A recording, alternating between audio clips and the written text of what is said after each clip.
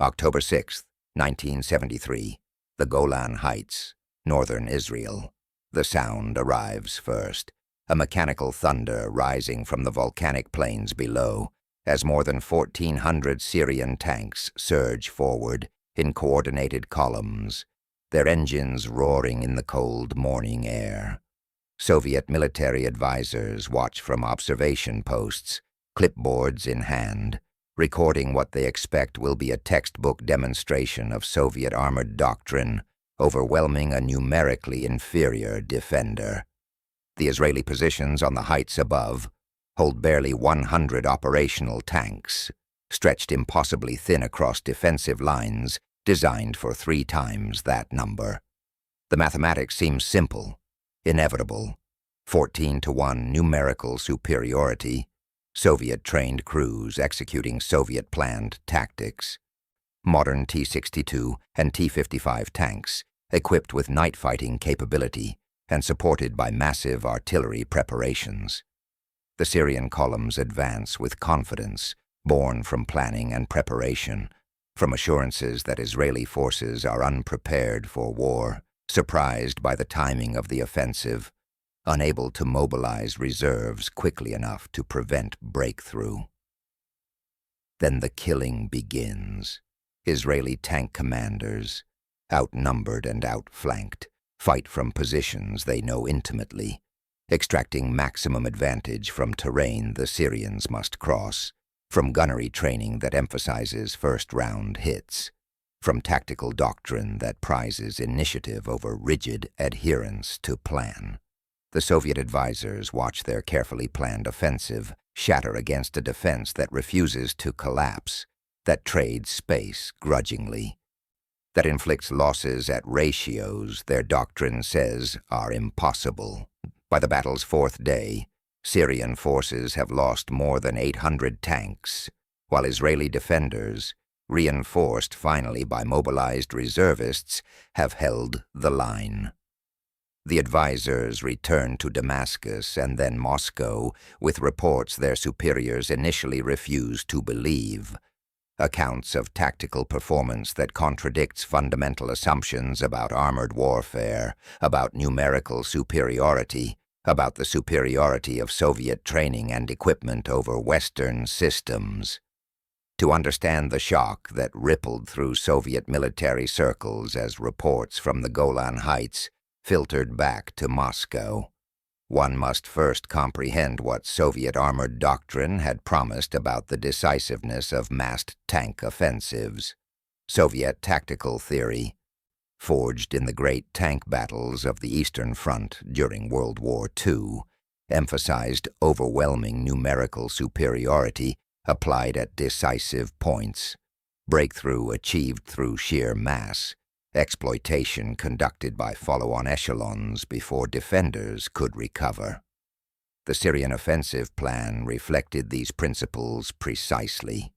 Concentrate overwhelming force, strike at dawn when defenders are least prepared, penetrate deeply before reserves can arrive. Exploit breakthrough to operational depths. Soviet advisors had planned the offensive meticulously, had trained Syrian tank crews for years, had provided modern equipment and assured Damascus that Israeli forces could not withstand properly executed Soviet tactics. The 14-to-1 numerical advantage at the offensive's opening should have guaranteed breakthrough. Soviet doctrine held that 3-to-1 superiority was sufficient for offensive success. The Syrians had nearly 5 times that margin. The Israeli Defense Forces on the Golan Heights in October 1973 embodied a fundamentally different philosophy of armored warfare. Where Soviet doctrine emphasized mass and coordination, Israeli doctrine emphasized individual initiative and superior gunnery. Where Syrian tank crews trained to fight as part of coordinated formations following predetermined plans, Israeli crews trained to make rapid independent decisions, to identify threats, to engage targets effectively without waiting for orders. Where Syrian T-62 and T-55 tanks carried smoothbore guns optimized for firing at massed formations, Israeli Centurion and Super Sherman tanks carried rifled guns that provided superior accuracy at long range. Where Syrian crews averaged perhaps 15 to 20 main gun rounds fired during annual training, Israeli crews fired hundreds of rounds, practicing until first shot hits at combat ranges became routine rather than exceptional. These differences, invisible on order of battle charts that counted only tank numbers and technical specifications, would prove decisive. The terrain of the Golan Heights magnified Israel's advantages while negating Syria's numerical superiority. The volcanic rock and steep slopes channeled attacking forces into predictable avenues of approach, allowing defenders to prepare positions with overlapping fields of fire, to sight tanks where they could engage attackers at maximum range while remaining partially protected by terrain.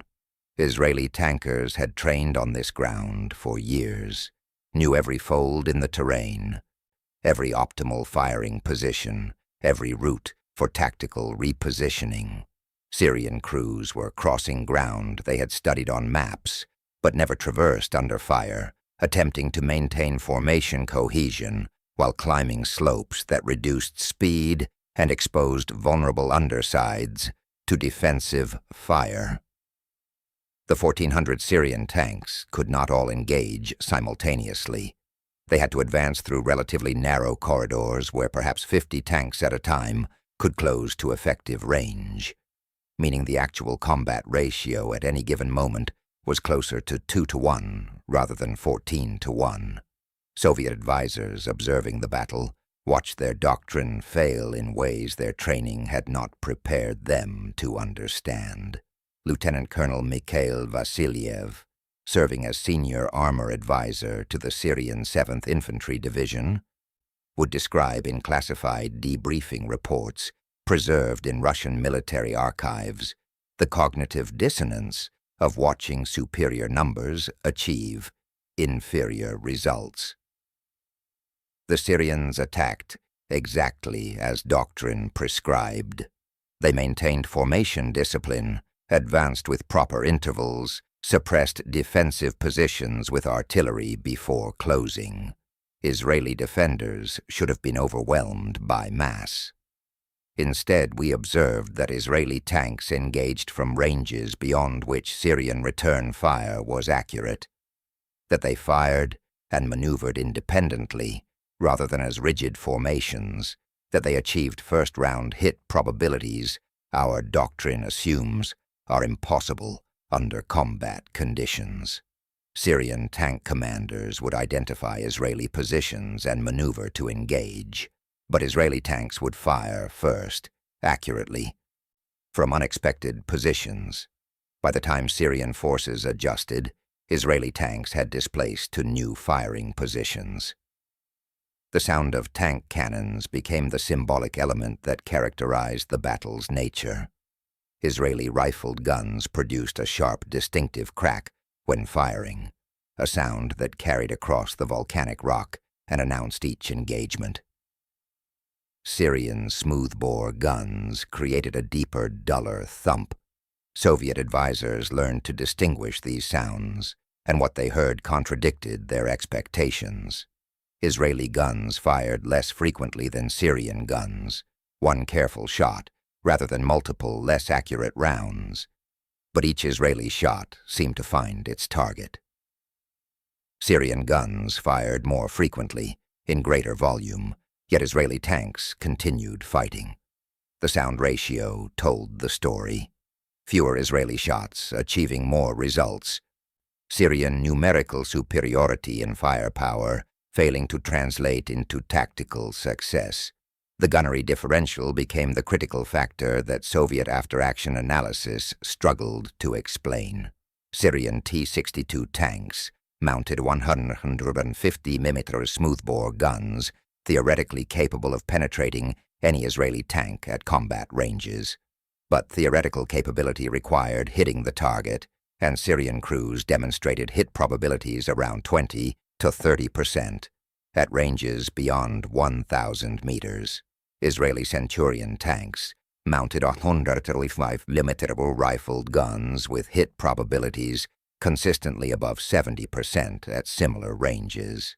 In the engagement between one Israeli tank and 3 Syrian tanks, the Israeli would typically achieve 1 or 2 kills before Syrian return fire became effective, evening odds that had begun at 3-to-1 disadvantage. Multiply this pattern across hundreds of engagements, and 14-to-1 numerical superiority eroded rapidly. The transformation in Soviet military thinking following the Yom Kippur War reflected painful acceptance that quality could defeat quantity, that training emphasis mattered more than equipment sophistication, that tactical initiative could overcome operational planning. Marshal Andrei Grechko, Soviet Minister of Defense, would commission extensive studies of the Golan Heights fighting, seeking to understand how Soviet doctrine had failed when applied precisely as intended. The resulting analyses, declassified decades later, reveal an institution confronting uncomfortable truths, that Soviet training methods prioritized conformity over initiative, that Soviet gunnery standards were inadequate compared to Western standards, that numerical superiority alone could not guarantee success against a qualitatively superior opponent. The Israeli defense also demonstrated the value of fighting on familiar ground, of terrain knowledge accumulated through years of training on the actual defensive positions. Israeli tank commanders knew precisely which positions provided hull-down protection, which routes allowed rapid repositioning between firing positions, which terrain features masked movement from Syrian observation. This intimate familiarity allowed them to maximize their tanks' capabilities while minimizing exposure to enemy fire. Syrian crews were operating on unfamiliar ground, attempting to maintain formation while navigating terrain that channeled them into Israeli kill zones. The advantage of familiarity, impossible to quantify on paper, proved decisive in actual combat. The mobilization and arrival of Israeli reserves during the battle's 3rd and 4th days demonstrated another systemic advantage that Soviet planners had underestimated. Israeli society and military structure were designed to bring trained reservists from civilian life to combat positions in hours, to integrate them seamlessly into ongoing operations, to sustain combat power through rapid reinforcement. Syrian forces, despite their initial numerical advantage, could not sustain the attrition rates Israeli defenders imposed. Each Syrian tank destroyed represented a permanent loss. Each Israeli tank destroyed was rapidly replaced by a reservist crew arriving from mobilization centers. The arithmetic of attrition, which Soviet doctrine assumed would favor the numerically superior attacker, actually favored the defender who could replace losses faster than the attacker could inflict them. The Battle of the Valley of Tears, the northern sector of the Golan defense, where a single Israeli armored brigade held against an entire Syrian division, became the iconic example studied in military academies worldwide.